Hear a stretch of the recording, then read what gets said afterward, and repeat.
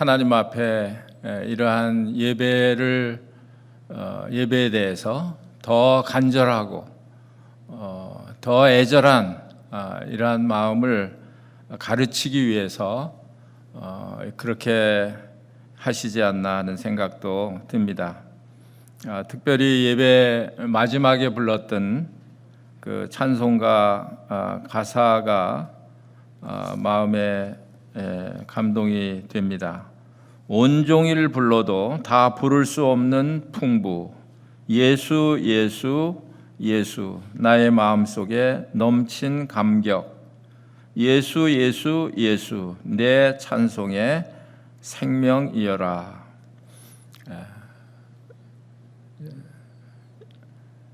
한 시간, 두 시간을 불러도 다 부를 수 없는 그런 주님의 풍부, 이것을 오늘 아침에 마음에 이렇게 생각을 하게 됐습니다. 오늘은 제가 회복에 대한 말씀을 좀 드리려고 생각을 했습니다. 영적인 회복.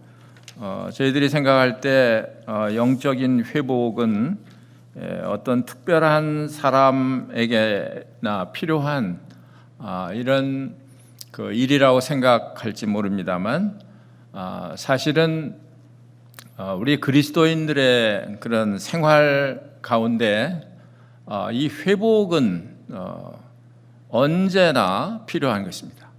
아침마다 회복이 필요하고 또 저녁에 회복이 필요하고, 특별히 내가 어떤 그 상처를 받았을 때, 또 마음이 우울할 때, 여러 경우에 우리는 주님 앞에서 이런 회복에 대한 이런 갈구를 하게 되고 그런 필요를 느끼게 됩니다. 깨끗함을 받은 것도 우리는 예수 그리스도의 피로 완전히 목욕한 것처럼, 예수님께서 말씀하시기를, 베드로에게 말씀하시기를, 목욕한 자에게는 발밖에 씻을 필요가 없다라고 말씀하셨는데, 우리는 그리스도의 피로 단번에 완전히 깨끗함을 받았습니다. 목욕한 것과 같습니다. 그러나 매일 발을 또 씻을 필요가 있습니다. 발을 씻지 않으면 사실 잠이 잘 안 오죠. 깨끗하게 발을 씻고 난 후에야 잠자리에 드시는 것처럼, 이렇게 매일 우리 자신을 깨끗게 하는 이러한 일이 우리에게 여전히 필요한 것을 느끼게 되는 것입니다. 그래서 순간순간마다 하나님께서는 우리로 하여금 하나님을 향해서 우리의 마음이 나아가도록 그렇게 권고하시는 것을 볼 수가 있습니다. 로마서 12장 2절에 보시면, 너희는 이 세대를 본받지 말고 변화를 받아 하나님의 기뻐하시고 온전하신 뜻이 무엇인지 분별하도록 하라, 이렇게 말씀을 하셨습니다. 오직 마음을 새롭게 함으로 변화를 받아야 한다. 이것은 언제든지 우리에게 필요한 그런 말씀입니다. 저는 최근에 이사야서를 읽으면서 이스라엘의 회복에 대해서 생각을 하게 되었습니다. 이스라엘은 지금 매우 어려운 그런 상황 중에 놓여 있습니다. 이사야 1장, 2장을 읽으면서 이스라엘은 현재 하나님 앞에 매를 맞고 있는 그런 상황인 것을 저희들이 볼 수가 있습니다. 왜 이스라엘이 그렇게 매를 맞게 됐느냐 하면, 이스라엘이 하나님을 거부하고 경멸하고 업신여기고 하나님을 떠나고 하나님이 싫어하는 이런 우상 숭배를 하고 이렇게 하기 때문에 하나님께서는 이스라엘을 사랑하심에도 불구하고 이스라엘을 징계하시는 이런 모습을 보게 되는 것입니다. 그래서 참다 못해서 이스라엘을 징계하시게 되는데 어떤 이유 때문에 이스라엘이 징계를 받느냐 하면 1장 21절에 보시면 신실하던 성읍이 어찌하여 창기가 되었는고. 이사야 1장 21절입니다. 정의가 거기에 충만하였고 공의가 그 가운데 거하였더니 이제는 살인자들 뿐이로다. 이스라엘의 정의가 사라졌습니다. 공의가 사라졌어요. 22절에 보니까 내 은은 찌꺼기가 되고 내 포도주에는 물이 섞였도다. 이 말씀이 얼마나 지금 현재 이스라엘의 그런 영적인 상태를 잘 묘사해 주는지 모르겠습니다. 은은 아주 순전한 그런 그 의미를 가지고 있는데 그 순전한 은이 찌꺼기가 되었다. 포도주에는 물이 섞였다. 물이 섞인 포도주를 마실 사람은 한 사람도 없을 것입니다. 어떻든 우리는 포도주 마시지 않습니다만은 이런 모습이 지금 현재 이스라엘의 그런 모습이었습니다. 또 2장 5절 말씀에 보면 야곱 족속아 오라 우리가 여호와의 빛에 행하자. 주께서 주의 백성 야곱 족속을 버리셨음은 아주 버리신 건 아니에요. 좀 나중에 말씀드리겠습니다만 완전히 버리신 건 아니에요. 그들에게 동방 풍속이 가득하며 이스라엘은 하나님을 섬기는 사람들인데 이방의 그런 풍속이 이스라엘 속에 들어와서 그 이스라엘 백성들 속에 이방 풍속이 가득했다. 그들이 블레셋 사람들 같이 점을 치며 그랬습니다. 하나님을 경외하고 하나님을 섬기는 사람들이 점을 치는 게 이게 말이 안 되는 거죠.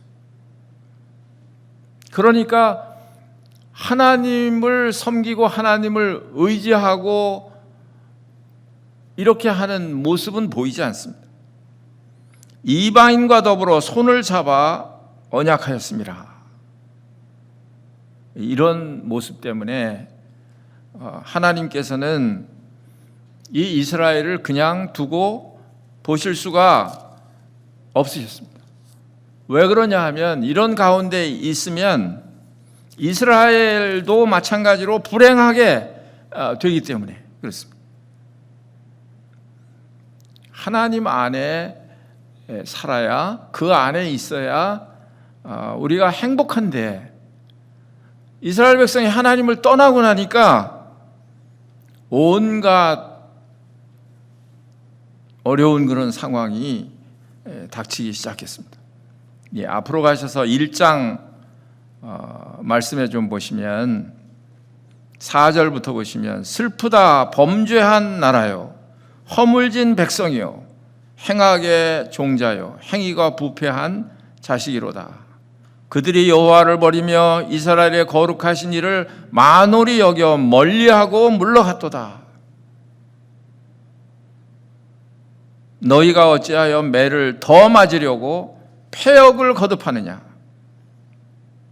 그 다음에 보세요. 온 머리는 병들었고 그랬습니다. 그러니까 실제 이스라엘 사람들의 머리에 어떤 질병이 있을 수도 있겠습니다만은 그러나 이것은 아마도 영적인 그런 상태를 묘사하는 것 같습니다.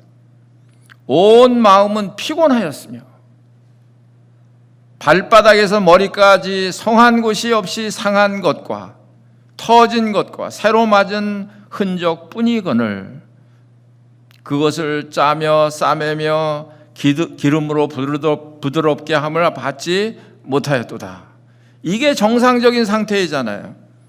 싸매을 받고 또 상한 것은 짜내고 그리고 기름으로 부드럽게 함을 받는, 이게 이스라엘의 정상적인 그런 상태예요.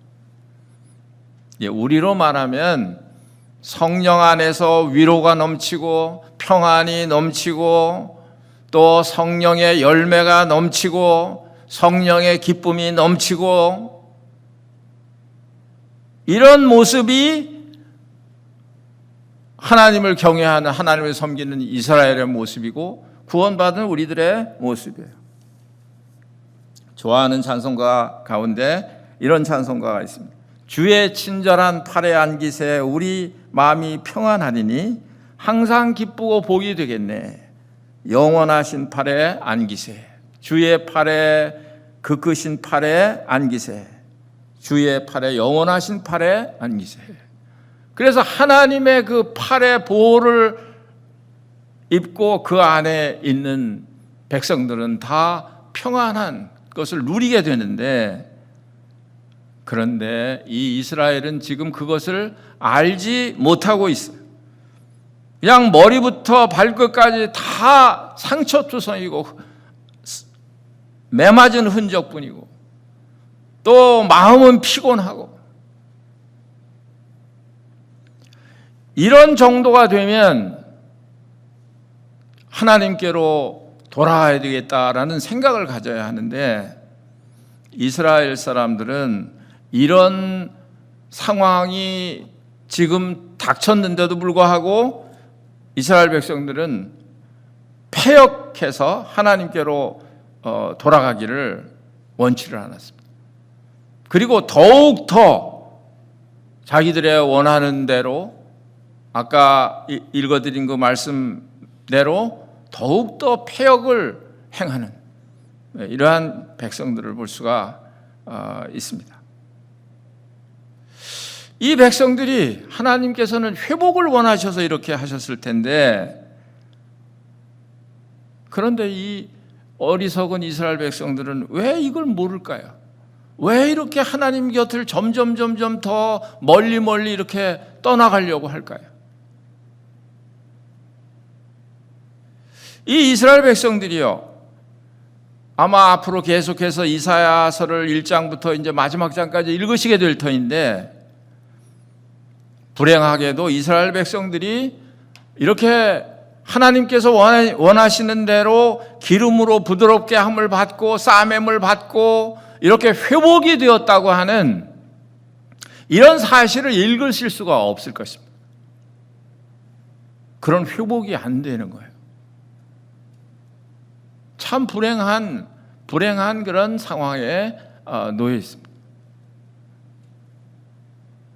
제가 예언에 대한 공부를 하다 보니까 이 이스라엘 민족이 민족적으로, 지금도 이제 개인적으로는 이렇게 회개하고 돌아와서 교회에 더해지고 이런 사람이 덜어 있습니다만은, 그러나 이제 민족적으로는 어떻게 되느냐 하면 구원받지 못하고 그리고 7년 대환을 맞게 돼요. 그래서 거기서 극심한 그런 고통을 받게 됩니다. 그리고 7년 마지막에 우리 주님께서 지상에 강림하시게 돼요.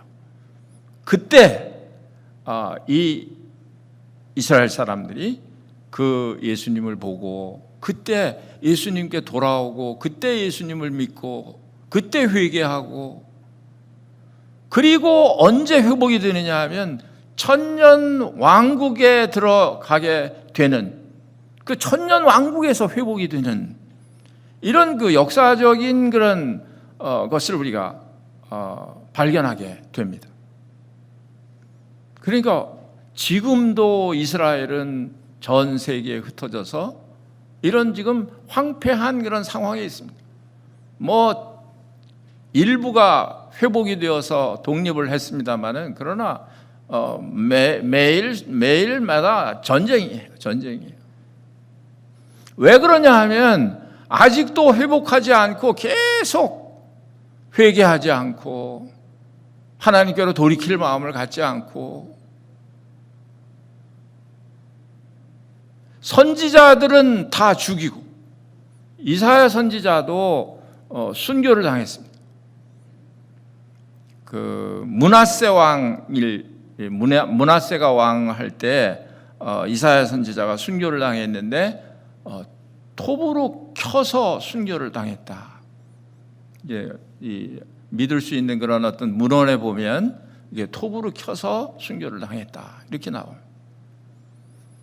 또 히브리서 11장 32절인가요? 거기 보면 톱으로 켜는 순교당한 사람들의 그 모습이 쭉 기록이 되어 있는데, 거기 보면 톱에 켜서 순교당하는 그런 모습이 나와요. 그것이 아마 이 이사야 선지자가 순교당한 그런 것을 두고 기록한 것이다라고 성경학자들이 말하고 있습니다. 그러니까 선지자들 왜 죽입니까? 이스라엘 백성들에게 하나님께로 돌아가라고, 회개하라고 선지자들이 외치니까 스가랴도 죽이고 이사야도 죽이고, 맨 마지막에는 하나님께서 자기 아들을 보내시잖아요. 그런데 그 아들까지 죽이고, 그러니까 그 범죄를 회개하고 있지 않기 때문에 회복이 안 되는 거죠. 회복할 수가 없는 거예요. 그래서 오늘 이제 저는 이사야 1장 말씀을 통해서 이스라엘 백성들이 회복을 못하는 이유가 뭔가 하는 것을 생각을 해보고, 반대로 우리들이 하나님 앞에 영적으로 이렇게 회복하려고 하면 어떻게 해야 되나, 이걸 좀 생각해 보려고 합니다. 1장 2절에 보면, 이사야 1장 2절에 보면 하늘이여 들으라, 땅이여 귀를 기울이라, 여호와께서 말씀하시기를. 이스라엘 백성들이 여호와께서 말씀하시는 그 말씀을 들으면 살 수 있는 기회가 생길 텐데, 뭐라고 얘기를 해도 귀를 막고 안 듣는 거예요. 그러니까 하나님께서 이것을 좀 어디에다라고도 알리고 싶으신 것 같습니다. 하늘이 귀가 있겠습니까? 땅이 귀가 있겠습니까? 그런데 이 이스라엘이 하나님 앞에서 이런 악을 행하고 있는 이런 상황이기 때문에 이런 것을 하늘이여 들으라, 땅이여 귀를 기울이라, 여호와께서 말씀하시기를. 땅도 하늘도 하나님의 말씀을 듣는데 이스라엘은 어떤 사람입니까? 그 뒤에 보니까 내가 자식을 양육하였거늘 그랬습니다. 저희들은 영접하는 자 곧 그 이름을 믿는 자들에게는 하나님의 자녀가 되는 권세를 주셨으니, 저희들만 하나님의 자녀인 줄 알았어요. 그랬더니 하나님께서 말씀하시기를 이스라엘을 향해서도 내가 자식을 양육했다 이렇게 말씀하셨어요. 물론 우리 신부는, 이스라엘하고 신부는 다릅니다. 우린 신부, 신랑 되신 예수 그리스도의 신부의 그런 특별한 신분을 가지고 있습니다만은, 그러나 이 내가 자식이라고 하는, 이 자식이라고 하는 말을 할 때는 거기 무슨 뜻이 담겨져 있습니까? 하나님께서 그렇게 사랑하신다는 거예요. 내가 자식을 양육하였거늘 그랬습니다. 자식처럼 하나님께서 이스라엘을 양육시키셨다는 거예요. 그렇지 않습니까? 애굽에서 그 바로의 압제에서 이스라엘을 구원하시고, 광야에서 먹을 것이 없을 땐 먹이시고, 입히시고, 보호하시고, 지키시고, 대적을 막으시고, 원망을 해도, 불평을 해도 그래도 자식이기 때문에 버릴 수가 없는 거예요.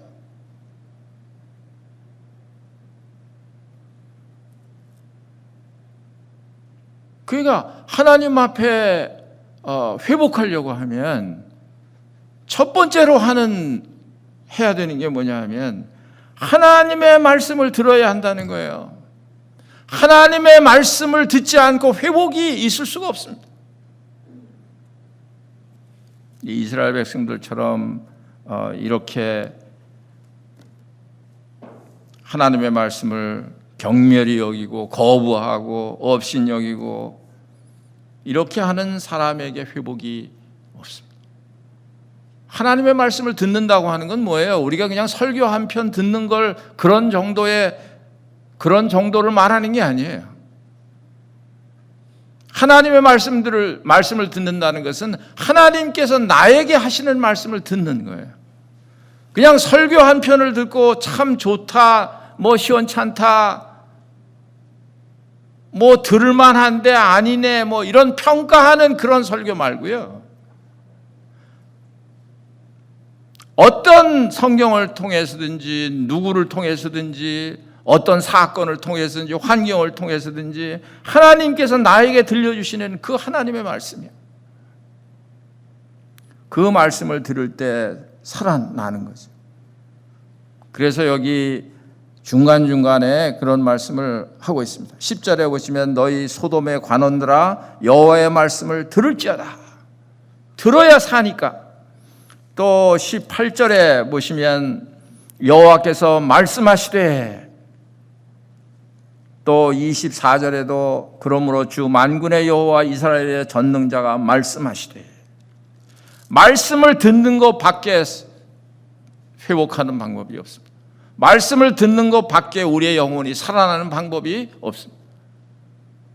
하나님의 말씀을 들을 때 우리 죽었던 영혼이 살아나는 것처럼 하나님 말씀을 들을 때 우리의 회복이 필요한 이런 영혼의 상태가 다시 회복이 되는 거예요.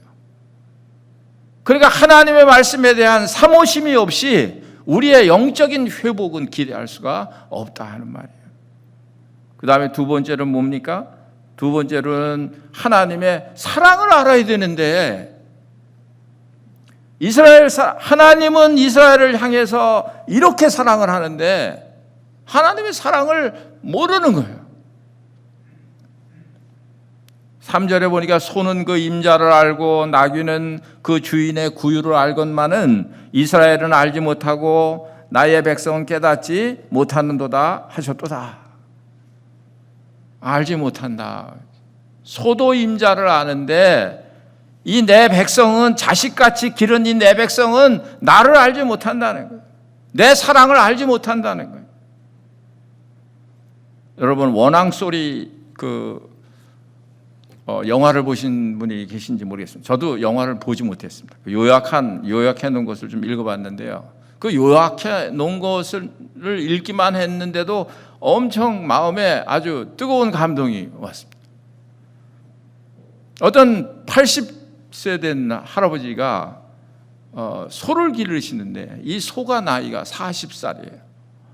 소는 원래 15년만 살면 그냥 수명이 다해서 가야 되는데 이 할아버지가 얼마나 끔찍하게 이 소를 양육하고 길렀든지 간에 사랑했든지 간에 40년을 사는 거예요. 40년.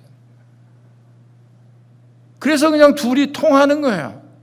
아침에 일어나서 이 원앙소리라는 게 목에 걸린 그 방울 있잖아요. 이 소가 아침에 일어나서 딸랑딸랑딸랑 하면 이 할아버지가 그 소리를 듣고 깨서 밥 달라는 소리구나. 가서 여물을 해가지고 또 소를 밥을 주고. 그래서 이 소가 뭐 친구도 되고 또 자가용도 되고 농기구도 되고 이렇게 40년을 이 소하고 같이 사는 거예요. 그런데 이 소가 이제 늙었어요. 이제 힘이 없어졌습니다. 아무것도 할 수 없게 됐어요. 그러니까 동네 사람들이, 이 할아버지는 가만히 계신데 동네 사람들이 여보 그걸 왜 그 늙은 소를 이렇게 데리고 있냐, 쓸데도 없는 소를 가서 그냥 팔아버리라고. 하도 다른 사람들이 이렇게 얘기를 하니까 소를 데리고 우시장에를 갔습니다. 사람들이 이 소 얼마에 팔 겁니까? 이 할아버지가 500만 원 주십시오. 그 소를 사는 사람들이, 장사꾼들이 그 소를 사겠습니까? 아무 쓸모도 없는 그 소를 500만 원에 사겠습니까? 여보시오, 80만 원에도 우리는 안 사오.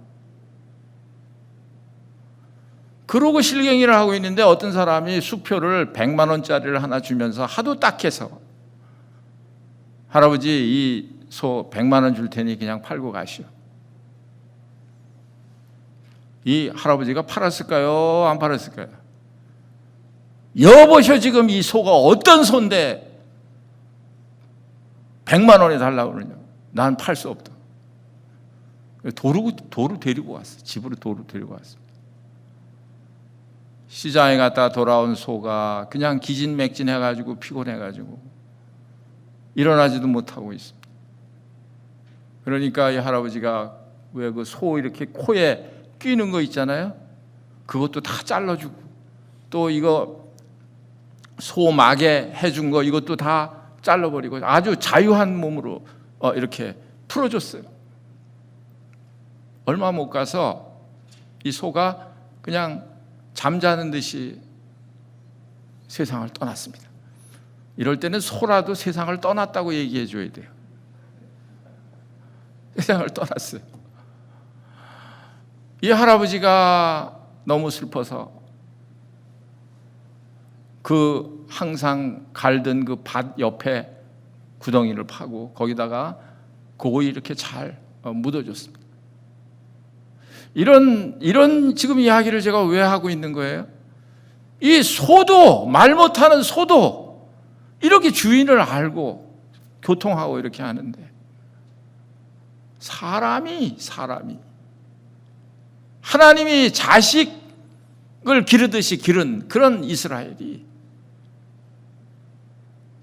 이렇게 하나님을 경멸하고 하나님을 이렇게 떠나고 이렇게 무시하고 이럴 수 있느냐. 마치 탕자가 집을 나가서 있는 것처럼 하나님의 사랑을, 아버지의 사랑을 진작 깨달았으면 얼른 돌아왔을 텐데 그거 깨닫지를 못하고 그냥 아주 쥐엄 열매, 돼지들이 먹는 그런 쥐엄 열매로 배를 채우고자 해도 배가 채워지지 않을 정도로 아주 그렇게 고통을 당하니까 그때서야 이제 아버지 생각을 하고 아버지 사랑을 생각을 하고 아버지께로 돌아오고 이런 걸 보지 않습니까? 이걸 지금 하나님께서 한탄하시는 거예요. 하나님의 사랑, 이게 얼마나 놀라운 사랑이에요.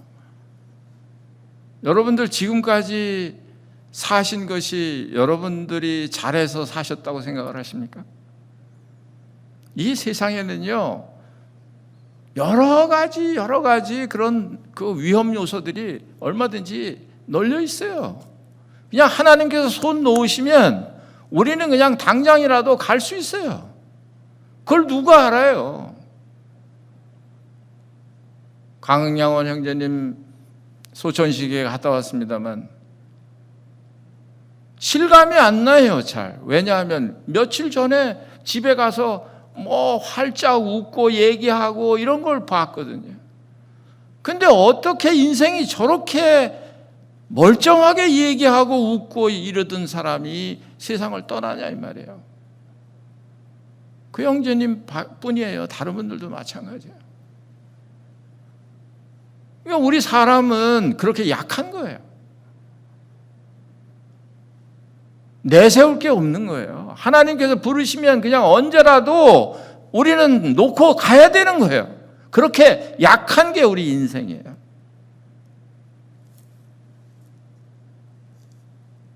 그런데 하나님이 없는 것처럼 자기가 잘해서 사는 것처럼 그런가요? 하나님이 이스라엘을 입히시고 먹이시고 보호하시고 이렇게 하신 것처럼 여러분과 저를 하나님이 지금 그렇게 하시고 계신 거예요.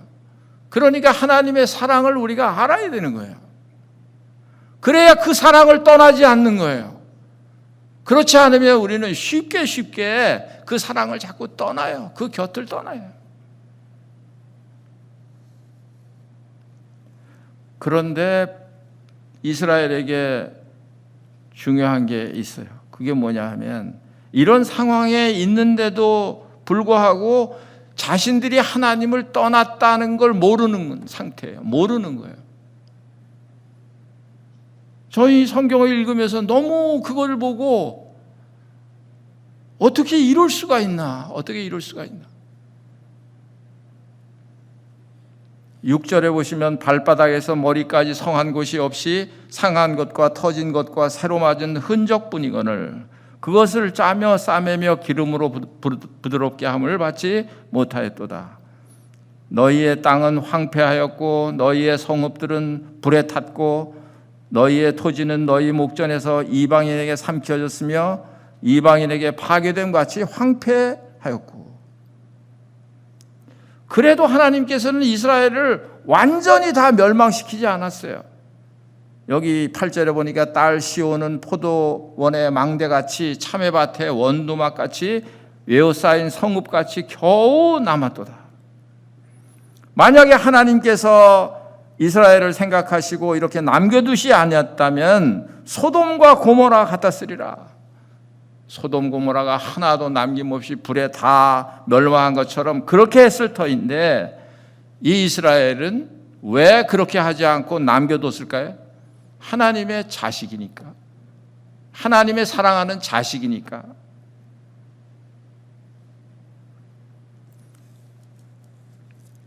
이런 상태에 있는데도 이 이스라엘은 하나님을 떠났다고 생각이 안 들었나 봐요.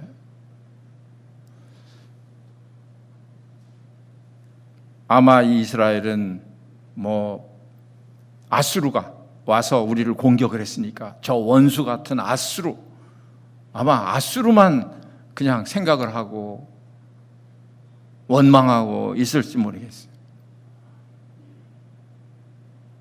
그런데 이 이스라엘이 이렇게 상처나고 상하고 터지고 지금 마음이 피곤하고 머리가 병들고 이런 상태에 있다고 하는 자체가 하나님을 떠났다고 하는 증거예요. 아까 처음에 말씀드렸듯이 하나님을 떠나지 않으면 이런 상태가 될 수가 없습니다. 그럼에도 불구하고 이 이스라엘은 하나님을 섬긴다고 생각을 하고 있었던 것 같아요. 거기 11절에 보시면 여호와께서 말씀하시되 너희의 무수한 재물이 내게 무엇이 유익하뇨? 나는 숫 양의 번제와 살찐 짐승의 기름에 배불렀고 나는 수송아지나 어린 양이나 수점소의 피를 기뻐하지 아니하노라. 1년에 3번씩 제사를 드려야 되는 이스라엘 백성들에게 그런 임무가 있습니다. 그런데 이렇게 하나님을 떠나고 우상을 섬기고 이렇게 아수르의 그것 때문에 하나님께서 아수르를 통해서 이스라엘을 공격을 하게 하고 이런 상태에 있는데도 불구하고 이스라엘은 지금 뭐 하고 있어요? 성전에 가서 제사 드리고 있는 거예요. 짐승을 잡아서 수양과 이런 번제를 드리고 있는 거예요. 그러니까 이 사람들은요, 이게 그러니까 회복할 필요를 못 느끼고 있는 거예요. 너희가 내 앞에 보이러 오니 이것을 누가 너희에게 요구하였느냐? 내 마당만 밟을 뿐이라. 그게 형식만 남은 거예요. 형식. 마음은 하나님께서 멀리 떠났는데 하나님을 섬기는 그런 형식만 남아있는 거예요. 이 형식만 남아있는 이런 하나님을 섬기는 신앙생활이 언제까지 계속되느냐 하면 예수님이 유대 땅에 오셔서 그때까지도 계속되는 거예요. 그래서 예수님께서 이 유태인들을 책망하기를 너희가 박하와 근처에 11조를 드리지만 의와 인과 신을 버렸다. 그러니까 외식하는 바리새인과 선지자들이요. 그러고 책망하는. 이때 사람들이 똑같았어요. 너희가 내 앞에 보이러 오니 그냥 외식하는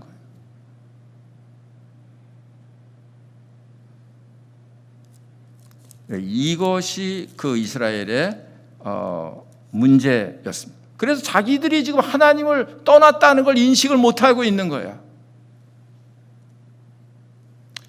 그 다음에 이스라엘이 회복을 하지 못하는 그런 이유는 18절에 나와 있습니다. 18절에 보면 여호와께서 말씀하시되 오라 우리가 서로 변론하자. 너희의 죄가 주홍 같을지라도 눈과 같이 희어질 것이요 진홍같이 붉을지라도 양털같이 희게 되리라. 이게 하나님께로 회개하고 돌이키면 그러면 완전히 양털같이 깨끗하게 용서해 주시겠다. 이런 말씀을 하셨는데 그런데 이스라엘은 이런 회개를 원치 않았습니다. 라오디게아 교회에 대한 예를 자주 말씀을 드립니다마는 어떻게 그렇게 신약 성경의 요한계시록 3장에 나오는 라오디게아 교회와 이때 당시에 이스라엘 그런 모습이 너무너무 비슷한 것 같아요. 그 라오디게아 교회 사람들도 그때 나는 부요해서 나는 부족한 것이 없다 그랬습니다. 그런데 주님께서 보실 때는 내 눈먼 것과 벌거벗은 것 이것을 알지 못한다고 책망을 했습니다. 그래서 열심을 내라 회개하라. 그렇게 책망을 하신 거예요. 자기들은 상태가 좋지 않다고 생각하지 않았어요. 하나님을 잘 섬긴다고 생각을 했습니다. 이스라엘 사람들도 마찬가지였던 것 같습니다. 마지막으로는 하나님께서 이스라엘에 대한 회복하는 이 약속을 하셨는데 이 회복의 약속을 믿지를 않았습니다. 24절에 보니까 그러므로 주 만군의 여호와 이스라엘의 전능자가 말씀하시되 슬프다. 내가 장차 내 대적에게 보응하여 내 마음을 편하게 하겠고 내 원수에게 보복하리라. 회개하고 돌이키면 내 원수들을 내가 다 보복하겠다는 거예요. 하나님께서 내 원수를 다 갚아주겠다는 거예요. 25절에 내가 또 내 손을 내게 돌려 내 찌꺼기를 잿물로 씻듯이 녹여 청결하게 하며 내 혼자물을 다 제하여 버리고. 그렇죠? 아까 은이 찌꺼기가 됐다고 그랬지 않습니까? 포도주에는 물이 섞였다고 그러지 않습니까? 그러니까 이런 상황이에요. 라오디게아처럼 덥지도 않고 뜨뜻하지도 않은 이런 상황이에요. 이스라엘도 지금 마찬가지예요. 하나님을 섬기는 것도 아니고 안 섬기는 것도 아니고 지금 하나님은 분명히 떠나서 지금 하나님은 지금 아수르를 통해서 이스라엘을 괴롭히고 있는데 이스라엘은 그것도 알지도 못하고 자기들은 그냥 하나님 잘 섬기는 줄 알고 있고. 26절에 내가 내 재판관들을 처음같이 내 모사들을 본래와 같이 회복할 것이라. 회복할 것이라. 그런데 불행하게도 하나님의 음성을 들을 귀가 이스라엘에게는 없었습니다. 오히려 하나님의 말씀을 하는 선지자들을 다 잡아 죽였습니다. 그래서 결국 이스라엘은 회복하지 못했습니다. 이 구약 성경은 하나님께서 우리들에게 거울로 경계로 기록하셨다 그랬습니다. 우리가 이스라엘 백성들처럼 이렇게 하면 안 될 거 아니겠습니까? 그래서 우리는 영적으로 하나님을 향해서 우리는 늘 그 앞에 나가고 우리의 영혼을 그 앞에 내려놓고 우리의 영적인 상태를 회복하고 이럴 필요가 있습니다. 그래서 항상 하나님께서 우리의 심령 가운데 기름으로 이렇게 부드럽게 하는 것처럼 성령께서 우리의 마음의 위로가 넘치게, 평안이 넘치게. 이런 상태가 아니면 우리는 하나님을 떠났다 이렇게 생각을 해야 되는데 그런 속에 살면서도 하나님을 떠났다고 생각을 안 하는 것은 이스라엘과 같아요. 여러분과 제가 순간순간마다 매일매일마다 하나님께로 돌이키고 우리의 영적인 상태를 회복하고 또 마음을 새롭게 함으로 변화를 받고 하나님께 나아가는 이러한 여러분과 제가 되기를 바라겠습니다. 말씀 여기서 마치고 기도하고 마치겠습니다. 기도하겠습니다. 아버지 하나님 감사합니다. 이스라엘 민족을 통해서 얼마나 무지하고 하나님을 알지 못하고 떠나 있는 이런 가련한 모습을 저희들이 보고 있습니다. 아버지 하나님, 혹시 이러한 모습이 저희들과 저희들 자신의 모습이 아닌지 저희들이 생각을 하게 됩니다. 저희들은 이 가운데 머무르지 않게 하시고 하나님 앞에 우리의 마음을 내려놓고 우리의 영혼을 회복하는 이러한 축복된 자리에 저희들이 나아갈 수 있게 되기를 원합니다. 주 예수 그리스도의 이름으로 기도하옵나이다. 아멘. 맞습니다.